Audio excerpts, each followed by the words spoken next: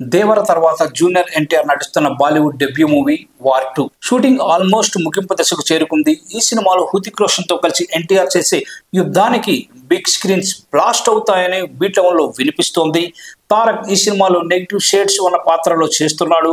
దీంతో హృతిక్ ఎన్టీఆర్ మధ్య వచ్చే సీన్స్ పీక్స్ లో ఉంటాయని బాలీవుడ్ వర్గాల టాక్. ఇక ఈ ఇద్దరు డాన్స్ గురించి ప్రత్యేకంగా చెప్పాల్సిన అవసరం లేదు. ఈ ఇద్దరు కలిసి డాన్స్ చేస్తే ఆడియన్స్ విజువల్ ట్రీట్ అని చెప్పడంలో సందేహం లేదు. ఇప్పటికే ఇద్దరిపై నాటు రేంజ్ మాస్ సాంగ్ అని వార్ 2లో ప్లాన్ చేసినట్టుగా కూడా తెలుస్తోంది.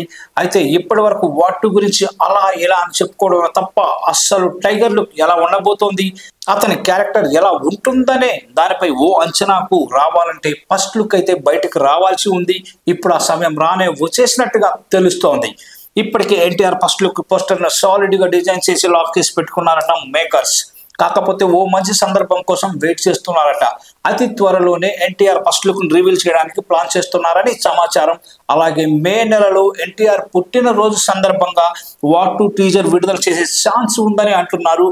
ఈ సినిమాని దర్శకుడు అయాన్ ముఖర్జీ ఎంతో ప్రతిష్టాత్మకంగా తెరకెక్కిస్తున్నాడు.